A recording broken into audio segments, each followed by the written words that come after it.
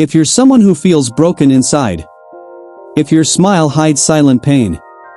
If you've tried to move on, but your heart keeps dragging you back to the past. If you've ever looked in the mirror and asked, "Why me?" Then this story is for you. Once upon a time, there was a young man named Zayan who lived in a city full of noise, lights, and life, but within him was only silence. He had friends, a job, and family. On the outside, he was fine. But inside, he was tired. Not the kind of tired that sleep can fix. The kind that weighs down your soul. Every morning, he put on his best smile like armor. He walked through crowds like a ghost, laughed in conversations he didn't feel, and lay awake at night with a storm inside his chest. He carried memories like scars, people who left, things he failed at, the dreams he once believed in, and most of all, the question. Why do I suffer, when I try to do everything right? One evening, it rained heavily. Zayan stood at his window watching the drops race down the glass, mirroring the tears he didn't let fall. His phone buzzed, another wedding invitation. Another person moving forward. Another reminder that he felt stuck. He turned it off, grabbed his jacket, and walked out into the night, not knowing where he was going, only that he couldn't stay where he was. For hours, he walked. Past the glowing shops, the laughter of strangers, the distant sound of life, until he reached the edge of the city, where hills began and buildings ended. There, hidden between tall trees and silence, stood a small mountain monastery. He'd heard rumors about it, that a strange old man lived there, helping people who were lost. Zayan wasn't sure if it was true, but he had nothing left to lose. The door creaked open, and there he saw him, an old man in white robes, sitting cross-legged in the cold breeze. His eyes were closed, but his voice was clear. "You've carried pain for so long, you've forgotten how to breathe without it." Zayan froze. He hadn't said a word. I want to stop suffering," Zayan whispered. The monk finally opened his eyes, calm like still water. "Do you want comfort?" he asked, "or freedom?" Zayan blinked. "Aren't they the same?" The monk smiled. "No. Comfort numbs pain. Freedom heals it." The monk offered him a mat. No phone. No distractions.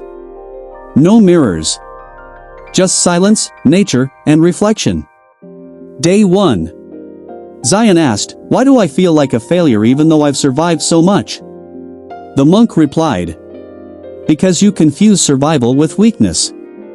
But let me ask you, who is stronger, the one who never breaks, or the one who breaks and still stands up again?" Zayan was quiet. He had never thought of it that way. Day 2. Zayan said, "I can't forget what they did to me. The betrayals, the rejections, the hurt."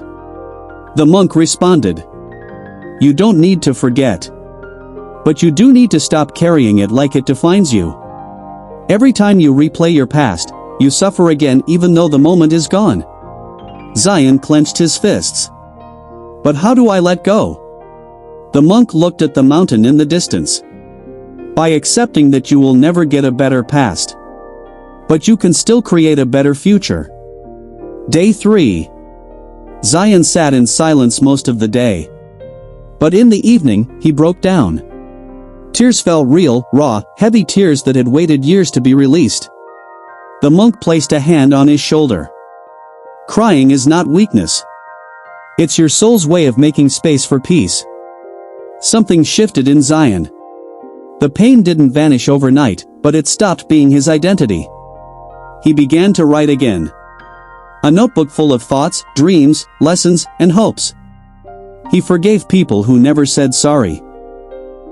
Not for them, but for his own peace.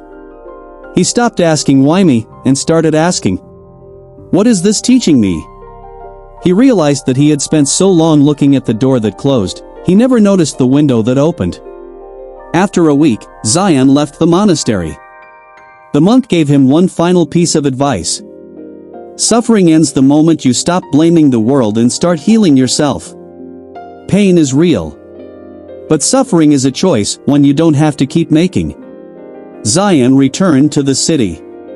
The world hadn't changed, the job was still stressful, people were still unpredictable, and life was still messy. But Zayan had changed.